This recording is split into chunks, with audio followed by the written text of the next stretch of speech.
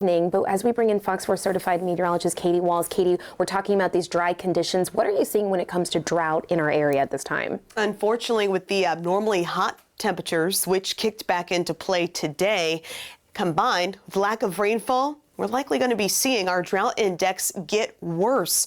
So here's what we're currently up against. Collier County, the driest county in the state.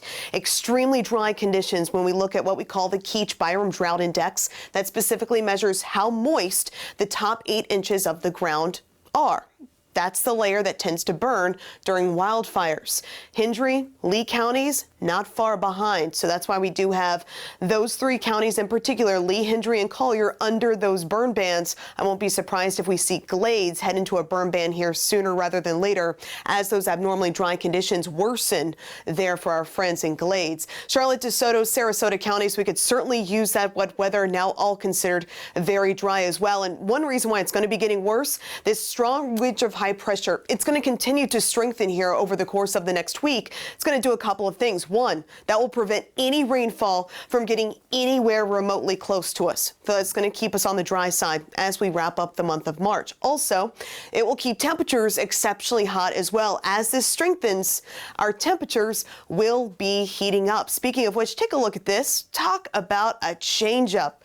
Sunday's highs in Fort Myers, 72 degrees. Meanwhile, in Naples, we hit 72 for an afternoon high on Monday, and now back to the mid and upper 80s, and the upper 80s near 90 degrees are what we can expect as we head toward the weekend, even into the start of next week. Even for those of you heading out right now, this is where we should normally be topping out for this time of year. 82 degrees is our average high, but instead that's where we currently sit as we approach 7 p.m. So we're at 82 currently in Fort Myers, 80 coming in Fort Bonita Springs. Right now, 79 degrees for our friends in Naples. Helping you plan out the rest of your evening, calling for a partly cloudy sky.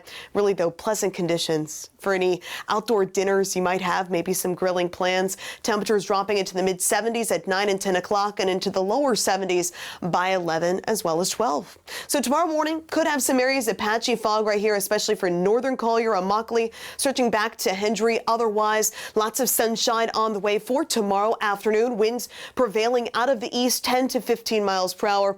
That again, expecting to keep those temperatures on the warm side.